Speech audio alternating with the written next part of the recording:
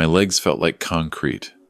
My chest was tight in a way I hadn't felt since the day I buried my wife.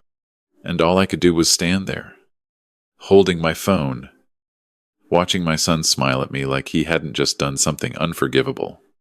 Let me start from the beginning, because if I don't, none of this will make sense. My name is not important. What matters is that I spent 34 years as a family court mediator in Columbus, Ohio. I sat across from broken people every single day. Husbands who manipulated, wives who controlled, parents who weaponized their children. I thought I had seen every version of cruelty that one family member could inflict on another. I thought that experience had made me wise, that it had sharpened something in me that other fathers didn't have. I was wrong, because I missed every single sign. In my own home, with my own son, my son, I'll call him my son because that's what he is. That's what he'll always be to me.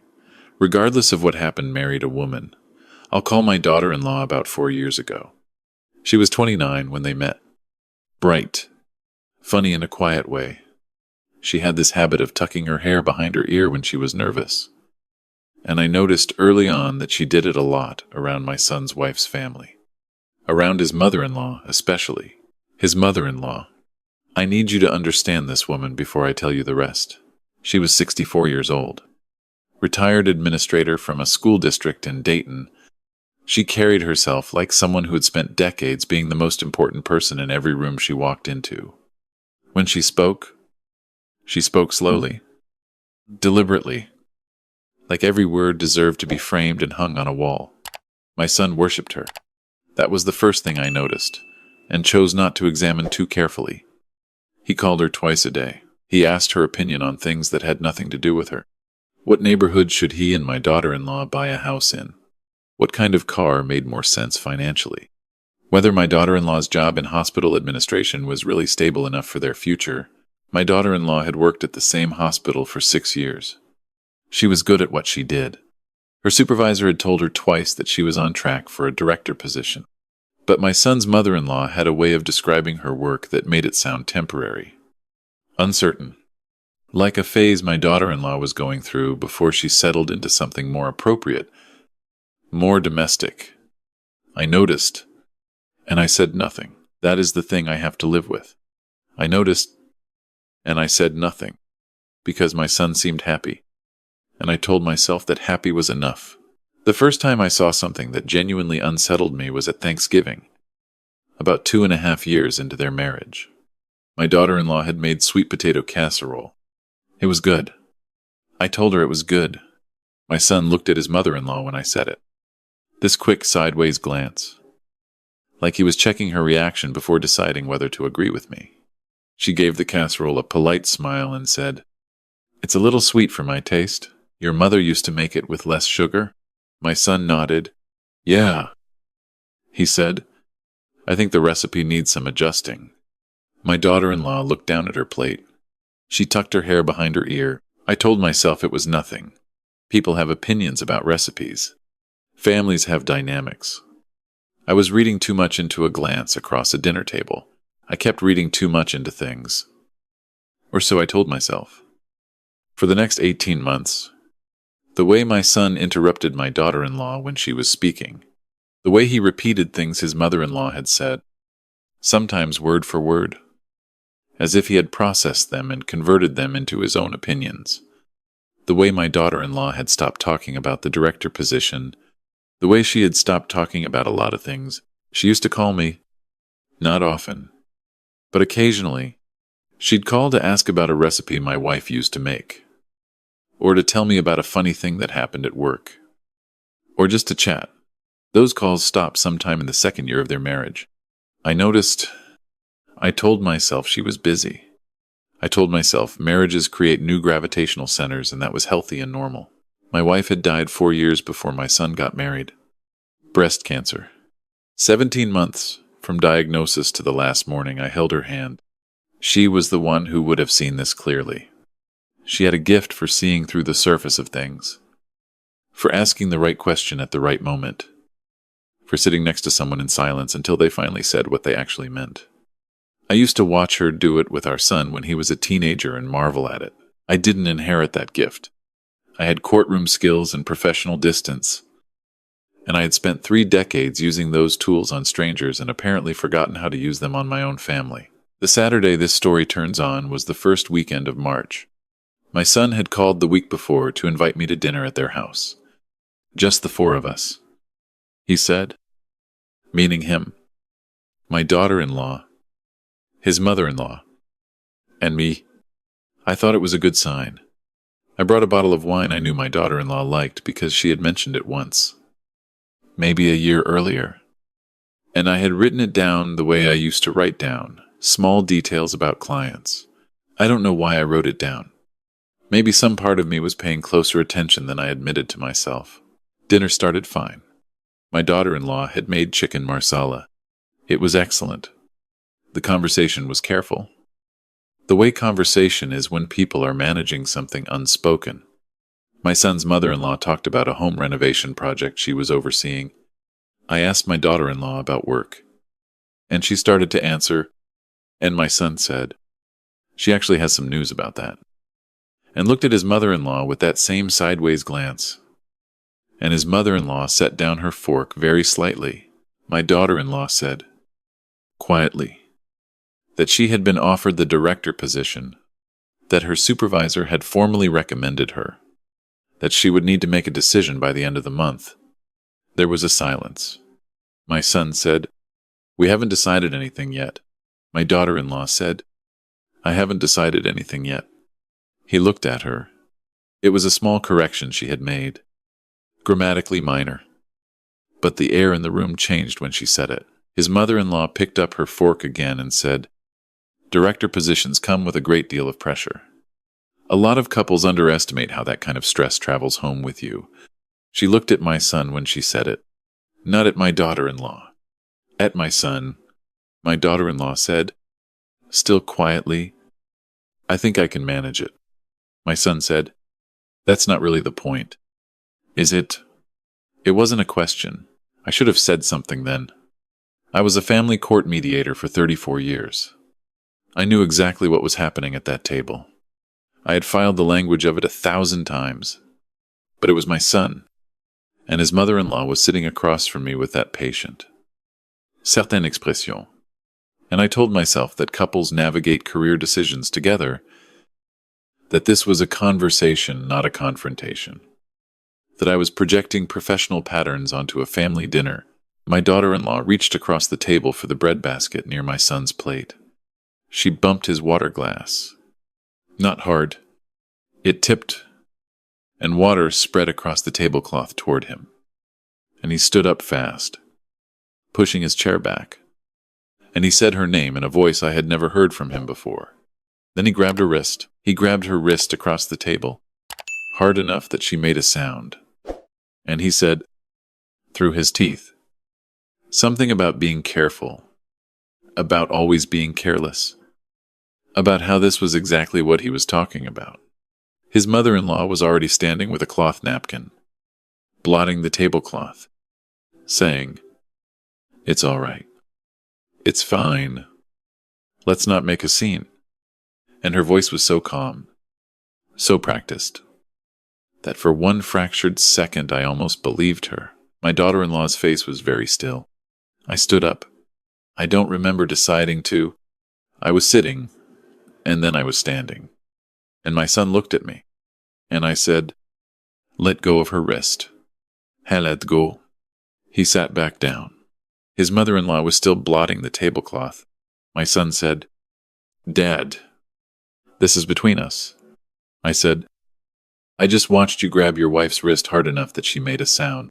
That is not between you. That is something I just witnessed." His mother-in-law set down the napkin and said, "I understand you're alarmed. This is clearly a stressful moment for everyone.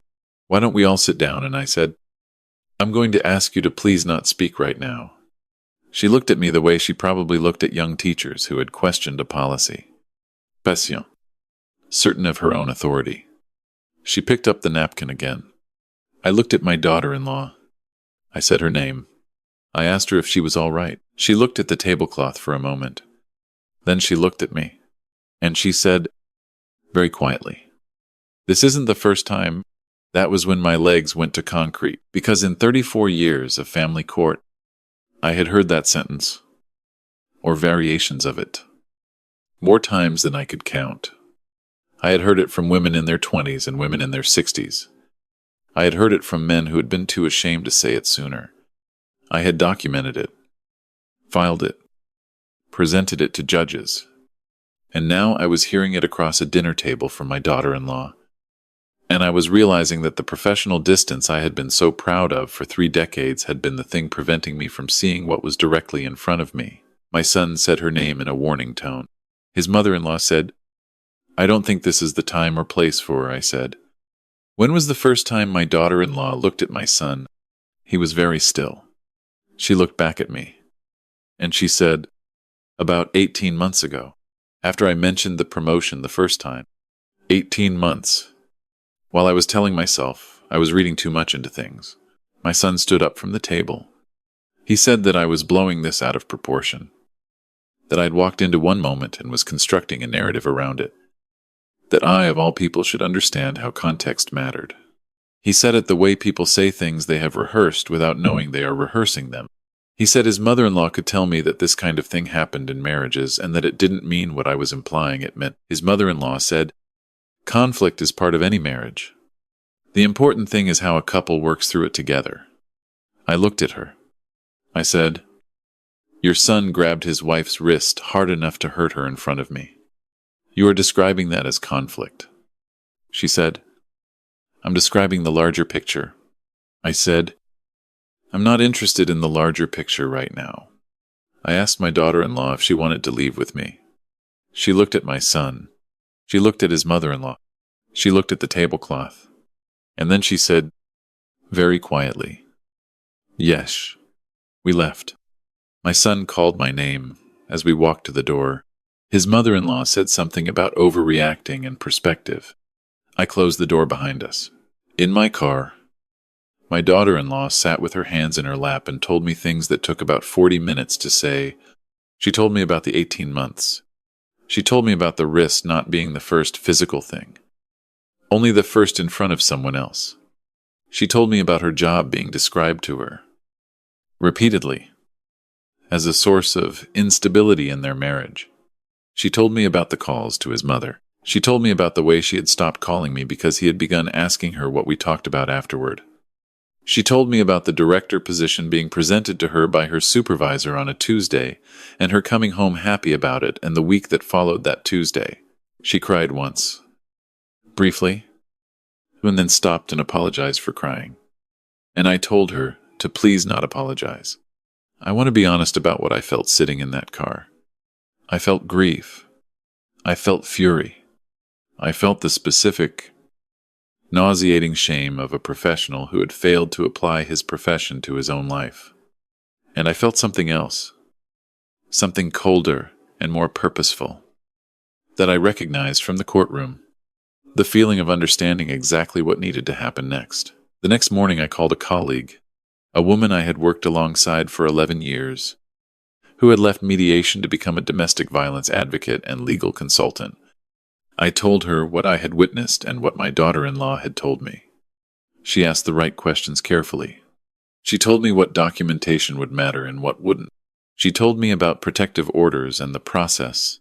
She told me about a family law attorney she trusted completely. She told me to write down everything I had witnessed, with timestamps. While it was fresh, I wrote for 2 hours that morning. My daughter-in-law had photographs on her phone she had taken herself, quietly, of bruising on her forearm from 6 months earlier. She had a note in her phone, dated, that she had written the night of a previous incident and then hidden in a folder of grocery lists.